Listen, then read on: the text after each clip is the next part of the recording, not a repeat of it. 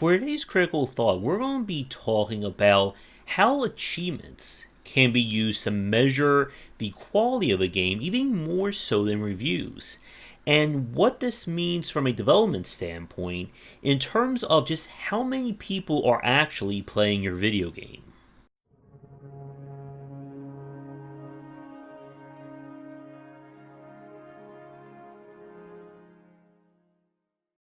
When most people look at the quality of a game, we usually discuss the reviews for, well, very obvious reasons. You need at least 100 reviews on Steam for the algorithm to even notice who you are. And unfortunately, statistically speaking, most of you watching this video will probably not get 100 reviews on your game. Now, unfortunately, while that may be considered shots fired, it is what we've been seeing as a truth in recent years. But while reviews are a major point of being able to track the overall success of a game, they don't necessarily help when it comes to the analytics of just how well did that game do in the eyes of the player. Specifically, are people who buy your game actually playing it? And what is kind of the overall response or result from that? And that's where we've been seeing achievements come in as a way of being able to have a low-cost metric or low-cost way of detecting just how far people get in your game. And this is very important to think about as a developer because, like we said, while reviews will track the overall commercial success, it doesn't necessarily tell you how well that game is doing or how well that game is for the people who are playing it. And one of the major aspects about growing as a game developer is being able to absorb what people think about your game. Whether it's good, bad, indifferent, it's the best game in the world, it's the worst game in the world, as we've always say. And by being able to track this information, it allows you to kind of pinpoint what are the pain points of my game. And most importantly, it allows us to track this new stat that I've been trying to keep an eye of. And that is the drop-off rate of people playing a game.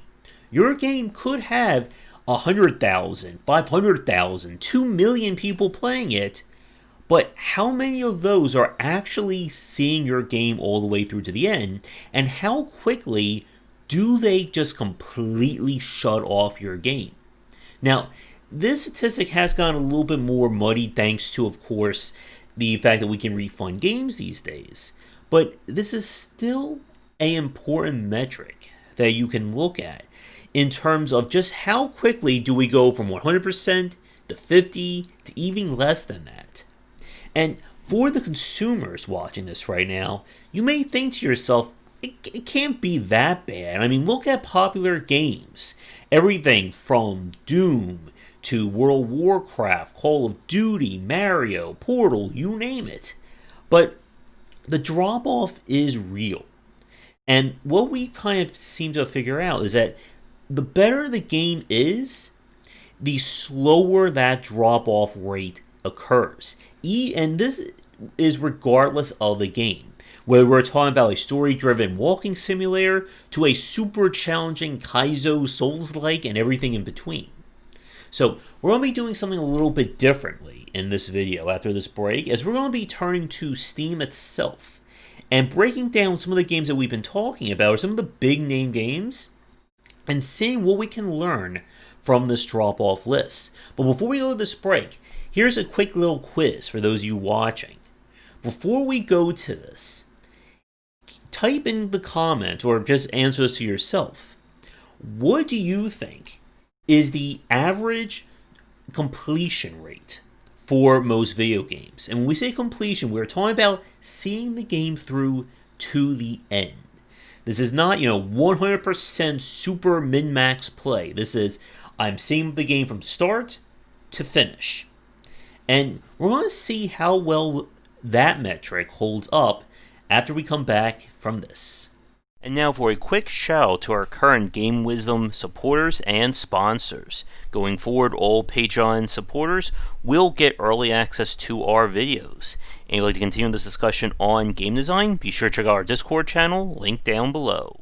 If you're looking for more wisdom about game design, be sure to check out my latest offering of books, 20 Essential Games to Study, aimed for first-time developers and students looking for some inspiration for their upcoming games, and Game Design Deep Dive Platformers if you're interested in anything regarding 2D and 3D platforming design. They're both available in print, digital, and wherever books are being sold. Alright, I've kind of co-opted our weird games spread here for some not so weird games for our talk today. So what we're looking at is we're going to be taking a peek at the achievement list for several well-known games. And we're going to track several metrics on this. First is how quickly does the drop-off rate occur? As in, do we go from 100 to 20, 90 to 87 to 83 to 82, and so on? And we're also going to see how many people actually cleared the game. And again, we're going by credits roll, not 100%. Now, a few things to keep in mind before we get into this at length. We are only looking at this on the Steam metrics because that's the easiest and most publicly available version of this. This does not count people who played other versions of this game or, on other platforms. And I don't know if this counts people who played this offline. Also, games that had achievements added in later, their results are horribly skewed. For instance, I want to look up Gone Home, and it says only 8% of the people actually clear that game, and that cannot be right. But with that said, we're starting with Ori 2 here, because this was a game that we were talking about on our Sunny show with Shark, and it kind of stunned us when we saw the stats for it. So let's take a look. So again, very first thing, and again, not everyone who buys a game in a very strange reason will play it. Some of them are just buying it for collection purposes. Maybe they just buy it just to support a developer, and then they just say, I don't need to play it. So again, some of these results are not going to be 100%. So as we can see, and we're tracking this down on this list here, that the turnover rate, or kind of the burnout rate, we see a somewhat big jump of 90 to 78, but then it starts to kind of stabilize, a few percent here and there. As we keep going down, again, we're seeing these results. And then we stop right here, 52.2%. So what that means is a little over half the people who bought and played Ori 2 actually completed the game. And here's the sad truth. That is fantastic as a result. You would not think that. For probably most of you watching this right now, 52, what is that, an F? But here's kind of the sad truth and what we're going to be showing in the next few minutes. This is actually a very high score. And we're going to try and break this down after we go over these games. But let's switch over to Celeste.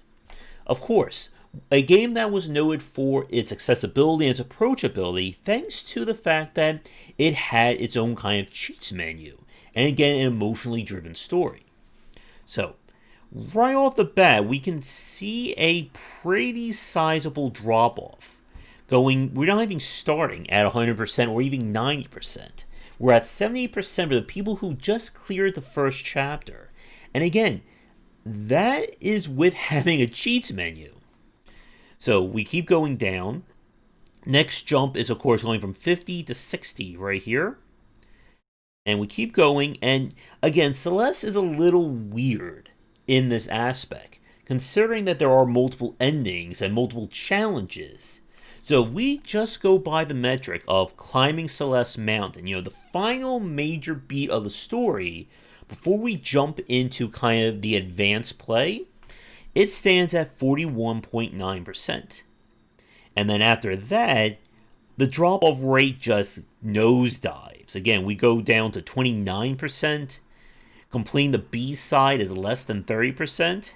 Even clearing the DLC, that people try to argue with me that it was a good idea or it was a really great design, only 6.5% of the fan base actually cleared that DLC.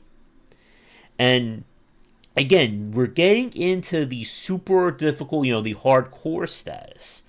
But still, that is a very low rate for a game with a cheats menu.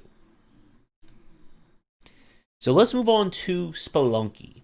Again, Spelunky considered one of the most recognizable action roguelikes. So right off the bat, we can see again that very unusual start of 75%. So that means a little under 25% of the people who bought Spelunky didn't even make it past the tutorial. And then we see a monumental turnover rate right here, dropping down to 41%. We then drop down to 23%. And again, you can see this rate going down. And according to the Steam stats here, only 8.1% of the people actually managed to beat the game. Now, one thing to keep in mind, I don't know if Spelunky came out before or after achievement integration was kind of for everybody. So if they were added in after, these results may be skewed, but considering how much people did replay the game, this is still very telling that so few people actually did manage to see the game just to get through to the ending. Now, speaking about difficulty, we of course turn to La Mulana. And again, this is a game that I bring up a lot when it comes to players. And before anyone says anything, I did play this with a GOG version, so my achievements would not be tracked. So right off the bat, we get a huge drop with a little bit under half the people not making it past the opening here. And then the rate just continues to go down. The twin-headed snake is, I believe, the first boss.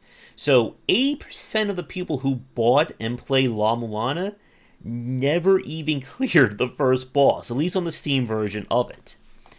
And again, we can continue to see things drop. And again, this is one of the reasons why we always say you need to be careful of who you're listening to in terms of your game. Because you may get 100 people saying they love your title and don't change anything, but these ratings are very low. According to this, only 4.8% of the people who bought La Mulana actually saw the ending of it. And again, we keep going down. There's always going to be extreme achievements that maybe 2% or less of your player base will actually see it through. Now we go to Outlast. Outlast being, again, one of the more popular and famous horror games released over the last decade. And these results are kind of, I'm not sure this would be surprising or not so much, considering it is a horror game, it is a game that's meant to scare you, and there are people who will just go, nope, don't want to do that and quit playing. But we can see just how quickly the turnover rate is, dropping down to 40% right here, and only less than 20% of the people who bought it on Steam actually managed to finish it. And again, we just keep going down, and I'm surprised even of that number, only 10% actually finished the DLC. And good on you to the 2.3% who beat this game on the highest difficulty. So this is another one that I wanted to bring up. This is Eastshade. This is a game that's all about painting and exploring this fantasy and just beautiful world. And again, one of the reasons why I wanted to do this video is to discuss that breakdown between the critical success or the amount of copies sold and the gameplay success of how many people are actually playing this game and why you need to be very alert or very attentive around this. So, we start off really well. 94.7% of the people. This is the starting achievement, landing. This is how you begin the game. But then we see this. Build your first 10. I believe that's an achievement that occurs very early, or probably within the first hour or so playing this game. And look at this drop off from 94 to 16.9. That is not good. And remember, Eastshade is not a high stakes, super challenging game. This is supposed to be a very relaxing, very kind of personal game. And this drop off, right, despite how many positive reviews the game has, is not good. And we'll kind of, again, try to put some wisdom to these numbers when we're done. I have 4 more examples to show. But again, we can see this drop-off rate. And yeah, it's unfortunately just a very crazy one for a game like this. So now we turn to Doom, or specifically Doom Eternal. And again, Doom Eternal specifically, these results are going to be skewed. Because if you're playing this through the Bethesda client and not buying it off of Steam, your results would not be tallied. And yes, I definitely own this game and I definitely beat it. So, for this one, we have kind of a very gradual turnover here, or that very gradual burnout. A5 to A5, 4. We see a kind of big jump right here. The hunter is becoming the hunted. That's the first kind of pseudo boss fight. We keep going down, and then we get right here. The Once and Future Slayer. Complete the campaign on any difficulty, and it's at 41%. And that is surprisingly not bad. That for a game with a lot of difficulty, a lot of challenge, and people complaining about it, still 40% or 41% of the people manage to see it through. And again, we keep on going down. Not too many people play battle mode, that's for sure. And I am assuming these achievements are meant for the DLC that will maybe be out, hopefully, by the time this video goes up. Who knows? So now we turn to Portal. And I wanted to talk about Portal 2 because, again, when we talk about major companies, we can throw, Valve, Blizzard, and Nintendo as kind of the super mega in terms of fan bases. Unfortunately, we will probably never know Nintendo's analytics unless we can somehow, sneak inside Nintendo. Maybe that can be a Patreon stretch goal here on the channel. And I didn't want to include Portal 1 because Portal 1 came out again before achievements were fully in. And I don't know how skewed those results are. So again, we start at 81 and we see this drop off. And again, the drop off is normal. And we'll reiterate that in a few minutes. Keep going down. So we go to right here. Lunacy. This would be, of course, the final achievement before the end of the game. It sits at 39.7%. And another point I forgot to mention.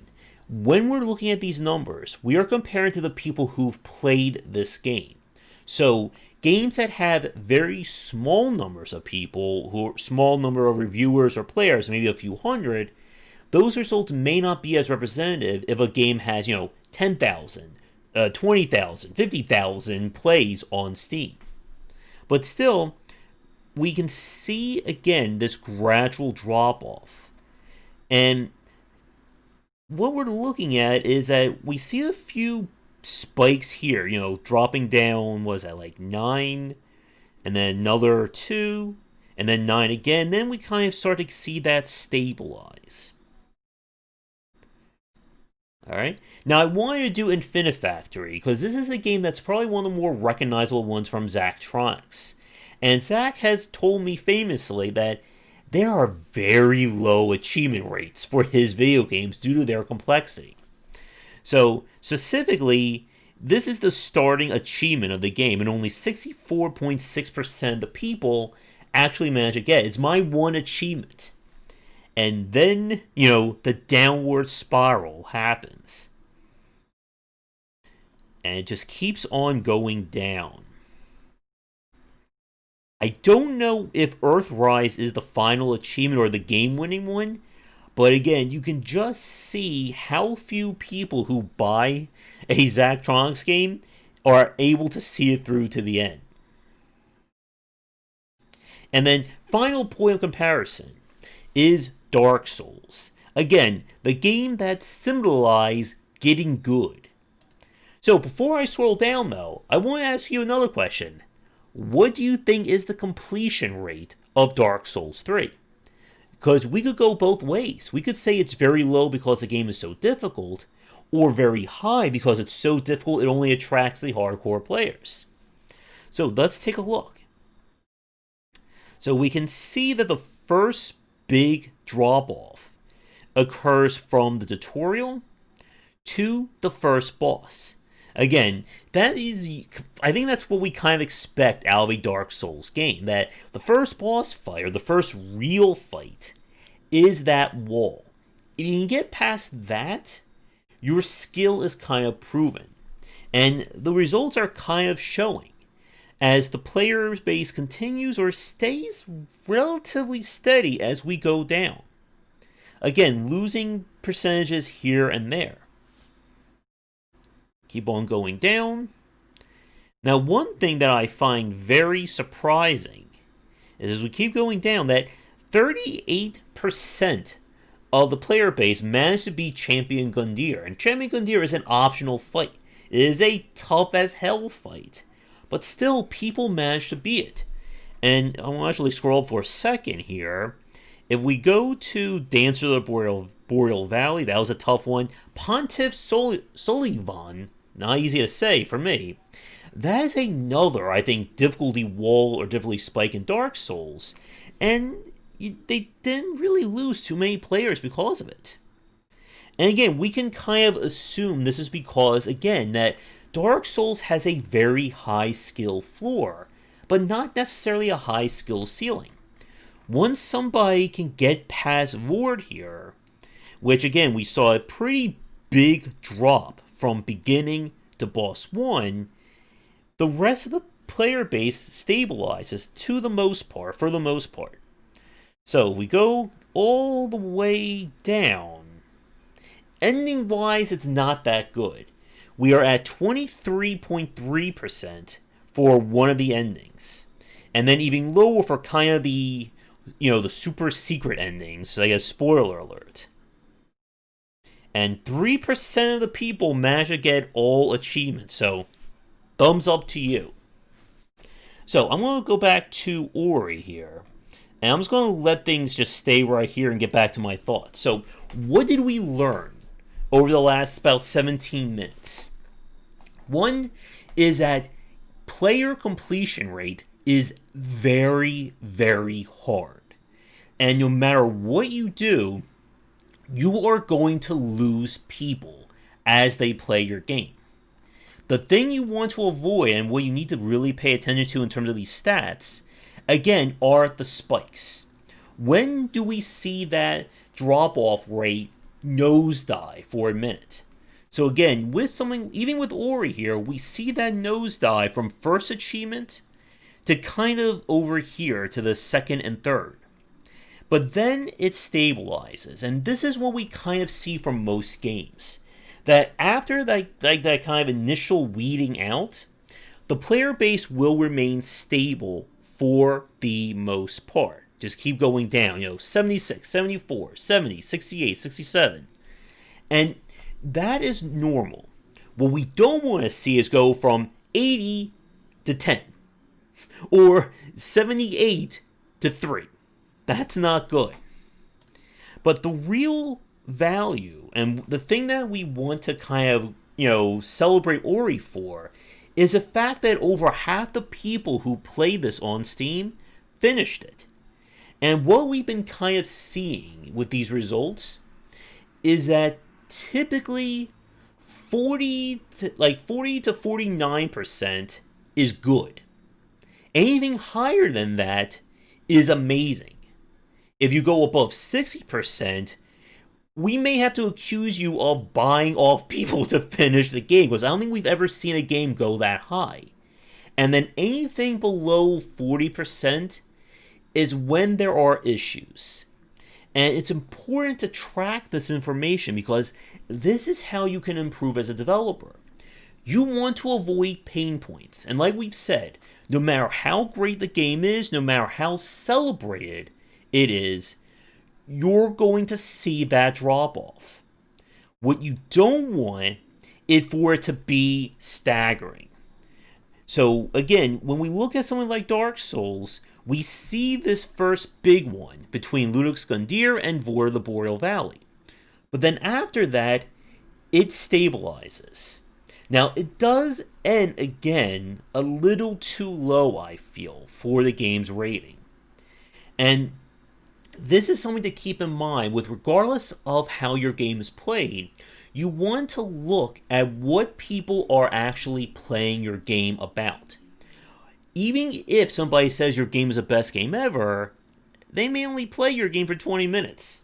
And that doesn't really help you from a developer standpoint.